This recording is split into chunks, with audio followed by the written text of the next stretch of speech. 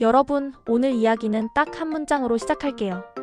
자녀가 연락이 끊겼든 가족이 있어도 실제로는 도움을 못 받든 그 이유 때문에 의료급여 문턱에서 돌아서야 했던 분들께 아주 큰 변화가 옵니다. 2026년 1월부터 의료급여에서 부양비가 26년 만에 폐지됩니다. 여기서 부양비가 뭐냐면요. 실제로는 가족에게 생활비를 한 푼도 못 받아도 국가가 부양 의무자가 어느 정도는 도와줄 거야 하고, 가상의 지원금, 그러니까 간주 소득을 만들어서 수급자 소득으로 넣어버리던 제도예요. 말이 참 어렵죠. 쉽게 말하면 내 통장에 들어온 적도 없는 돈을 들어온 걸로 치자 해서 의료급여 자격에서 밀려나게 만들던 장치였습니다. 그래서 현장에서는 간주 부양비라고도 불렸고, 그동안 가족이 있다는 이유만으로, 더 정확히는 가족이 돈이 있다는 이유만으로 정작 제일 필요한 의료보장에 못 들어가는 사례가 반복됐습니다. 특히 60대, 70대가 되면 병원 갈 일이 늘어나잖아요. 고혈압 약, 당뇨 약, 관절, 허리, 심장, 눈, 치과까지 병원 한 번 가려면 교통비부터 검사비 걱정이 먼저인데, 나는 소득이 낮은데도 자녀 소득 때문에 안 된다는 말은 듣는 순간 마음이 철렁 내려앉습니다. 그리고 더 속상한 건 자녀가 있다고 해서 다 도움을 받는 게 아니라는 현실이에요. 사이가 틀어졌거나 사정이 있어 못 돕거나 연락 자체가 끊겼거나 또는 부모님이 애들한테 손 벌리기 싫다 하면서 혼자 버티는 경우도 너무 많습니다. 그런데 제도는 그 복잡한 현실을 보지 않고 계산식으로 지원받는 걸로 간주해버렸던 거죠. 이번 부양비 폐지는 바로 그 부분을 먼저 걷어내는 변화입니다. 복지부 설명을 보면 부양비는 부양의무자 제도 중 하나로서 부양능력, 미약 구간에 있는 부양의무자의 소득 일부를 수급권자에게 생활비로 준다고 간주해 수급권자 소득에 반영하던 것이고, 제도 초기에 꽤 강하게 부과되던 방식이 시간이 지나며 완화되어 최근에는 일률적으로 10%를 적용해 왔다고 합니다.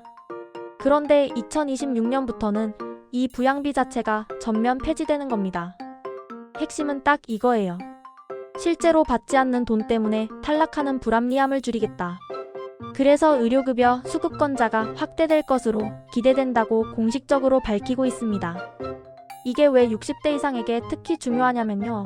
은퇴 이후 소득은 줄어드는데 의료비는 늘어나는 시기이기 때문입니다. 연금이 있어도 생활비로 빠듯하고 병원비는 한 번 터지면 목돈이 됩니다. 한 번 입원이라도 하면 검사와 처치, 약값, 간병 문제까지 연쇄로 이어지잖아요. 그런데 의료급여는 기본적으로 저소득층의 의료비 부담을 덜어주는 공공부조 제도고, 기준 중위소득 40% 이하 가구를 중심으로 의료비를 지원하는 제도라고 설명됩니다. 그러니 문턱이 조금만 낮아져도 치료를 미루던 분들이 치료를 시작할 수 있게 되는 변화가 될 수 있어요. 저는 이걸 단순히 행정 용어 하나를 없앤 게 아니라 가족이라는 이름으로 개인에게 떠넘겼던 책임을 국가가 다시 정리하는 과정이라고 봅니다. 가족이 서로 도와야 한다는 도리는 여전히 중요하지만 제도는 최소한 도움이 실제로 오고 있느냐를 봐야지 올 거라고 가정해서 의료보장을 막아서는 안 되니까요. 그렇다고 여기서 오해하면 안 되는 부분도 있습니다.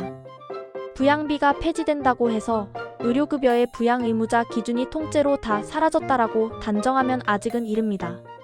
이번 발표는 부양의무자 기준 완화를 위한 첫 단추라는 표현을 쓰고 있고, 앞으로는 복잡한 부양의무자 기준을 간소화하고 고소득 고재산의 부양의무자에게만 기준을 적용하는 방향으로 단계적으로 완화하겠다고 했습니다. 그리고 2026년 상반기 중에 부양의무자 기준 완화 로드맵을 마련하겠다고도 밝혔어요. 즉, 이번에 당장 바뀌는 건 간주로 잡아 넣던 부양비가 없어지는 것이고, 그 다음 단계로 부양의무자 기준 자체를 더 손보겠다는 흐름입니다. 그래서 제가 권하고 싶은 건, 나는 예전에 자녀 소득 때문에 의료급여가 안 됐어 했던 분들은 2026년 1월 이후에 꼭 다시 한번 문을 두드려 보시라는 겁니다. 많은 분들이 한번 탈락하면 마음이 상해서 아예 신청을 포기해버리거든요. 그런데 제도는 매년, 때로는 반기마다도 바뀝니다. 특히 이런 큰 변화가 있을 때는 재신청이 정말 중요합니다. 신청은 보통 주민등록상 주소지 읍면동 행정복지센터에서 상담받아 진행하는 방식이 기본이고, 전화로는 보건복지상담센터 129를 통해서도 안내를 받을 수 있어요. 그리고 준비할 건 내가 어렵다는 마음이 아니라 내 상황을 증명할 서류입니다. 소득, 재산, 임대차, 금융, 자동차 같은 기본 자료가 필요할 수 있고 가구 상황에 따라 달라질 수 있으니 상담하면서 체크하시면 됩니다. 여기서 중요한 팁 하나 드릴게요. 의료급여는 단순히 월급만 보는 게 아니라 소득인 정액이라는 방식으로 재산을 환산해 보기도 하니까 나는 소득이 거의 없으니 무조건 되겠지도 아니고 반대로 나는 집이 있어서 무조건 안 되겠지도 아닙니다. 실제 기준은 지역, 재산 형태, 부채, 거주 형태에 따라 결과가 달라질 수 있으니 단정하지 말고 상담을 받아보는 게 이득입니다. 그리고 또 하나, 오늘 주제가 부양비 폐지이긴 하지만 같은 발표 안에 의료급여, 제도, 운영 방식도 같이 손봤다는 점을 알아두셔야 합니다. 예를 들어 2026년부터 과다 외래 이용을 관리하기 위해 연간 외래 진료 이용 횟수가 365회를 넘으면 초과분의 본인 부담률 30%를 적용하는 본인부담 차등제가 본격 시행된다고 했고, 정신과 상담 치료의 급여 기준을 완화해서 개인 상담은 주 최대 7회, 가족 상담은 주 최대 3회로 지원을 확대하는 내용도 포함돼 있습니다. 또 급성기 정신질환 집중치료 관련 수가를 신설하고 정신과 폐쇄병 등 입원료를 인상하는 내용도 들어가 있죠. 저는 이 대목이 함께 읽혀야 한다고 생각합니다. 의료급여를 더 많은 사람이 들어오게 문턱을 낮추는 한편 지속 가능하게 운영되도록 이용의 적정성도 같이 관리하겠다는 방향이거든요. 그러니까 시청자분들께서도 이제 의료급여 받으면 마음 놓고 병원 다녀도 된다가 아니라 필요한 치료를 제때 받되 제도 취지에 맞게 현명하게 이용하자로 접근하시는 게 좋습니다. 특히 만성질환으로 병원 방문이 잦은 어르신들은 약 처방과 진료 주기, 주치의 관리, 선택, 의료급여기관 제도 같은 것들도 함께 안내받으면 도움이 됩니다.